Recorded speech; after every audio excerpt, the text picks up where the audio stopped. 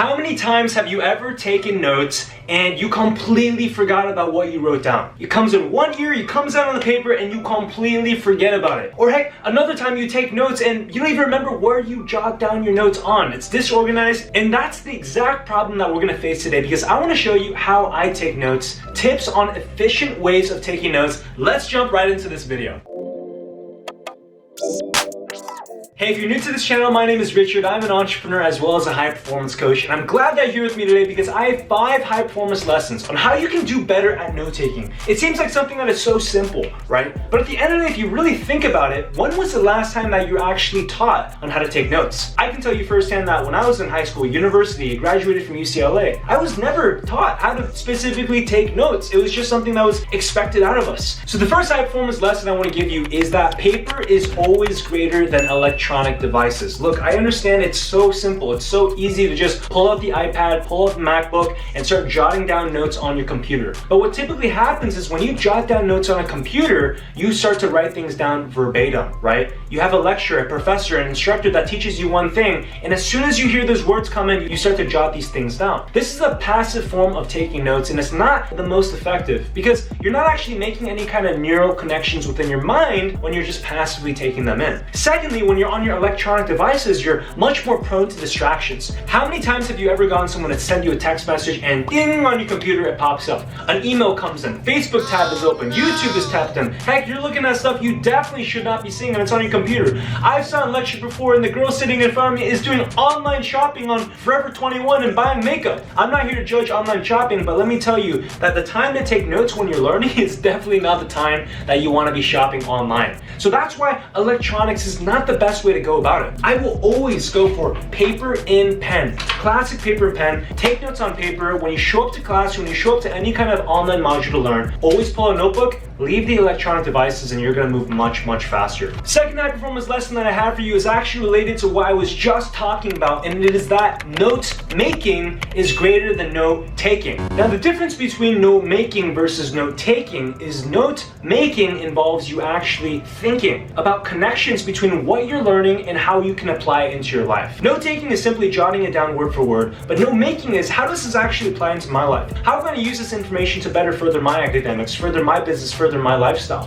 When you start to make the neural connections of focusing on execution, that is actually where the application begins to take place and you retain information much better. So understand, note making is better than note taking. Now, the third high performance lesson I'm going to give you is actually going to be very tactical. When you take notes, I want you to draw down a line right down the middle of your piece of paper. When you draw that line on the piece of paper, on the left side of your piece of paper, you want to go ahead and write down all the notes. So yes, if there are certain definitions, if there's certain things that you have to jot down, yes, go ahead and write them down verbatim. But then on the right side of your graph, go ahead and actually do your note making. That way you ensure that whatever it is that you're passively learning right there in the moment, you get to go ahead and transfer over to the other side. So that way you make it more personal so that you can remember it yourself. Note taking on the left side and note making on the right side. High performance lesson 4 that I want to give you is to use 2 different colored pens. Look, I don't know about you, but if I take a lot of notes on paper, oftentimes it just all looks like a whole bunch of different messy scribbles, especially if it's in one color. Right now, the 2 colors that I actively use are going to be blue and red.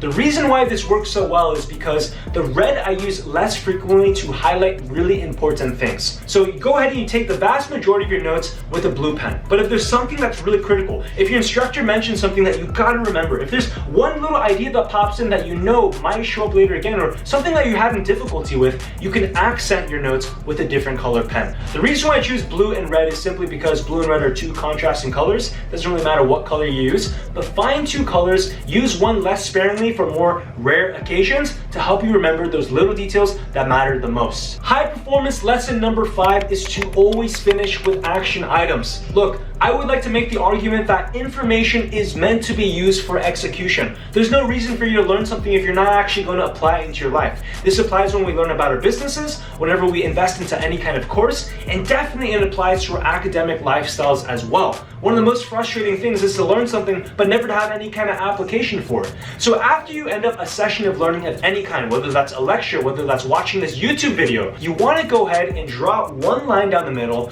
and write down next action step. steps. I always want you to get into the habit of asking yourself, what are the top 3 things I would like for me to implement as soon as I finish learning this content? Because remember, information without implementation is meaningless. There's no point in learning if you're not actually going to take action. And right now, I actually want to do the 1-minute shot clock, and this is where I answer one of your questions. So hey, if you have a question for me, go ahead and type high performance question and drop that down in the comments below, and I might just pick you depending on how many likes it gets. Now, this week's question, I'm going to jump into my computer, is from Hadrian Chetty. And the question here is, high performance question, I'm a high school student and I want to know, how do you think I can do better in school life in a general sense? Now, Hadrian, this is a fantastic question. I'm so glad you asked this, because not only is this going to apply to high school students, but I'm going to give this advice to you if you're in university or also if you're a graduate student. In fact, if you're a student of any kind, right now we're heading into a season in which we're going back to school, right? In the month of September and October. So I want to give you this, and I hope this helps you, Hadrian, and anyone else who is watching. When it comes to going back to school, I don't want you to focus on the norm. I want you to try things that actually scare and get you uncomfortable. Look, I'll put a picture here. When I was at first year in high school, 14 years old, I was so skinny. My mom at one point out of love said, Richard, you're so skinny you could be a refugee, right? Because I looked like I was starving, I was so skinny. I was embarrassed, but look, I knew I had to make a positive change. So I joined the wrestling team, one of the most aggressive physical sports at my school. I did that simply because I needed to get out of my comfort zone.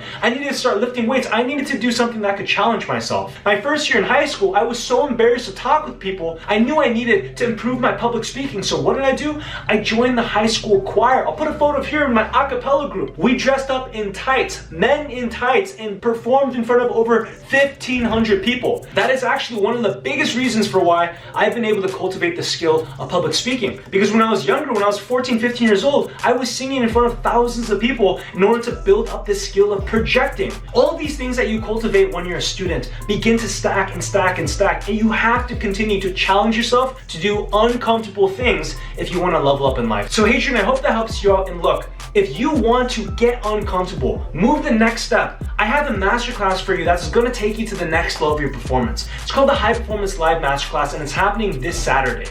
All you need to do is click the first link down below. It's completely free to attend. It's a 90-minute presentation in which I'm going to show you how to double your productivity and take off 12.5 hours of your work week. So if that's something you're interested in, click that link down below, and I cannot wait to see you there. And hey, I want to remind you that this video was completely free for you to watch. My team and I put a lot, you will not believe the amount of time we put into creating this kind of production value for you. So if you got any value out of this video, the price you pay is to share this with a friend. Copy the link, text it to a friend, share it on your Instagram story. Make sure to tag me. I'm gonna put my Instagram right here, and I cannot wait to see you on the next video. Remember, how you do one thing is how you do everything.